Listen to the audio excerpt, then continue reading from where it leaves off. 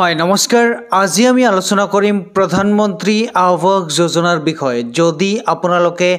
এই পৰ্যন্ত প্ৰধানমন্ত্ৰী আৱাস যোজনাৰ তৰফৰ পৰা এটা চৰকাৰী সক্ষম হোৱা নাই তেতিয়াহ'লে আজিৰ ভিডিঅ'টো হ'বলৈ গৈ আছে কেৱল আপোনালোকৰ কাৰণে, কিয়নো প্ৰধানমন্ত্ৰী আৱাস যোজনাৰ ফালৰ পৰা 2025 বৰ্ষৰ নতুন একেবাৰে লেটেষ্ট ভেৰিফাইড লিষ্ট এটা মুকলি কৰিছে। যদি আপোনালোকে এই পৰ্যন্ত চৰকাৰী এটা ঘৰ লাভ কৰিবলৈ সক্ষম হোৱা নাই, কিন্তু 2018 বৰ্ষত আপুনি যিটো গাঁও পঞ্চায়তৰ অধীনত বসবাস কৰে সেইটো গাঁও পঞ্চায়তৰ তৰফৰ পৰা চৰকাৰী বিষয়া হওক বা চৰকাৰী কৰ্মচাৰীয়ে আপোনাৰ ঘৰত যাই জিঅ' টেকিং কৰি থৈ আহিছিল, তাৰ পিছতো আপোনালোকে এই পৰ্যন্ত চৰকাৰী এটা ঘৰ পাবলৈ সক্ষম হোৱা নাছিল, তেতিয়াহ'লে আপোনালোকে এই যিটো প্ৰধানমন্ত্ৰী আৱাস যোজনাৰ ফালৰ পৰা নতুন এটা ভেৰিফাইড লিষ্ট মুকলি কৰিছে, এই লিষ্টটো আপোনালোকে ইমিডিয়েট চাই লওক যে এই লিষ্টত আপোনাৰ নাম অন্তৰ্ভুক্ত হৈ আছে নে নাই। যদি আছে তেতিয়াহ'লে অতি শীঘ্ৰে আপোনালোকে পাবলৈ গৈ আছে প্ৰধানমন্ত্ৰী আৱাস যোজনাৰ ফালৰ পৰা মুঠ 1,48,000 টকা আপোনাৰ নিজৰ ঘৰত সুন্দৰ এটা ঘৰ বনাবলৈ এইখিনি টকা প্ৰধানমন্ত্ৰী আৱাস যোজনাৰ ফালৰ পৰা কিন্তু দিয়া হৈ আছে। যদি আপোনালোকে এই লিষ্টখন চাব বিচাৰে তেতিয়াহ'লে পোনপ্ৰথমে এইটো যিটো সাইডত আপোনালোকে 3 ডট ইয়াতে চাবলৈ পাৰিছে, এই 3 ডটত আপোনালোকে পোনপ্ৰথমে ক্লিক কৰিব। ইয়াতে ক্লিক কৰি দিয়াৰ লগে লগে এইবাৰ আপোনালোকে এই সাইডত চাওক বিভিন্ন ধৰণৰ অপচন ওপেন হৈ গৈছে। এইটো যিটো সেকেন্ড অপচন আপোনালোকে চাবলৈ পাৰিছে য'ত লিখা আছে আৱাস সফ্ট, এই আৱাস সফ্টত আপোনালোকে পোনপ্ৰথমে ক্লিক কৰি দিব। ইয়াতে ক্লিক কৰি দিয়াৰ লগে লগে এইবাৰ আপোনালোকে এইটো যিটো সেকেন্ড অপচন চাবলৈ পাৰিছে ৰিপৰ্ট বুলি লিখা আছে, এই ৰিপৰ্টত আপোনালোকে ক্লিক কৰিব। ইয়াতে ক্লিক কৰি দিয়াৰ লগে লগে এইবাৰ আপোনালোকে তলফালে স্ক্ৰল কৰিব। তলফালে স্ক্ৰল কৰি এইচ নাম্বাৰ যিটো অপচন আপোনালোকে ইয়াতে চাবলৈ পাৰিছে য'ত লিখা আছে সোশিয়েল অডিট ৰিপৰ্টছ, ইয়াৰ এটাই যেহেতু অপচন য'ত লিখা আছে বেনিফিচিয়াৰী ডিটেইলছ ফৰ ভেৰিফিকেশ্যন, ইয়াতে আপোনালোকে ক্লিক কৰিব। ইয়াতে ক্লিক কৰি দিয়াৰ লগে লগে এইবাৰ আপোনালোকে এই অল ষ্টেটছত ক্লিক কৰিব। ইয়াতে ক্লিক কৰি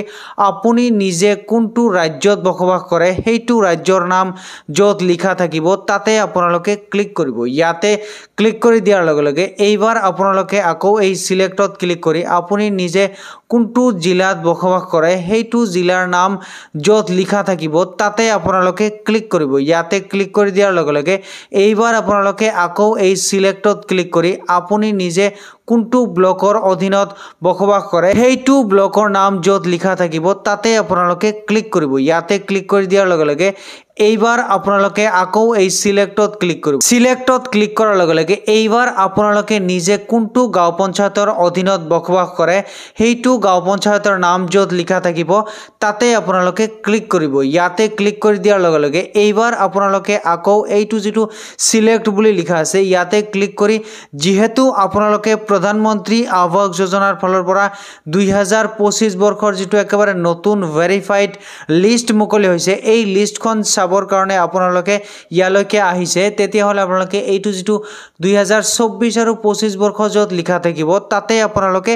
ক্লিক কৰিব। ইয়াতে ক্লিক কৰি দিয়াৰ লগে লগে এইবাৰ আপোনালোকে আকৌ সিলেক্টত ক্লিক কৰি এইটো যিটো 1 নম্বৰ অপচন আপোনালোকে চাবলৈ পাৰিছে য'ত লিখা আছে প্ৰধানমন্ত্ৰী আৱাস যোজনা গ্ৰামীণ, ইয়াতে আপোনালোকে ক্লিক কৰিব। ইয়াতে ক্লিক কৰি দিয়াৰ লগে লগে এইবাৰ আপোনালোকে এইটো যিটো ক্যাপচা নম্বৰ চাবলৈ পাৰিছে, এই ক্যাপচা নম্বৰটো প্লাস থাকিলে প্লাস কৰিব, মাইনাস থাকিলে মাইনাস কৰি এই খালি ঠাইত পূৰণ কৰি এইটো যিটো সাবমিট বুলি লিখা আছে এই সাবমিটত আপোনালোকে ক্লিক কৰিব। ইয়াতে স্পষ্টভাৱে আপোনালোকে চাবলৈ পাৰিছে মই যিখন গাঁও পঞ্চায়ত যিখন জিলাৰ নাম সিলেক্ট কৰিছিলোঁ সেইটো জিলাৰ অধীনত যিটো গাঁও পঞ্চায়ত আছে সেইটো গাঁও পঞ্চায়তত টোটেল 2জন মানুহে প্ৰধানমন্ত্ৰী আৱাস যোজনাৰ ফালৰ পৰা যিটো 2025 বৰ্ষৰ ভেৰিফাইড লিষ্ট মুকলি হৈছে, এই লিষ্ট অনুযায়ী এই 2জন মানুহে ফাইনালি প্ৰধানমন্ত্ৰী আৱাস যোজনাৰ ফালৰ পৰা এটা চৰকাৰী ঘৰ লাভ কৰিবলৈ সক্ষম হৈছে। ইয়াতে চাবলৈ পাৰিছে ফাইনেন্সিয়েল ইয়াৰ 2024 আৰু 25 বৰ্ষ বহুতে ক'ব যে এইটো পুৰণা লিষ্ট ইয়াতে আপোনালোকে চাবলৈ পাৰিছে একেবাৰে 2025 বৰ্ষ আৰু যদি আপোনালোকে ডিটেইলছত চাব বিচাৰে তেতিয়াহলে অপৰ ফালে স্ক্ৰল কৰিব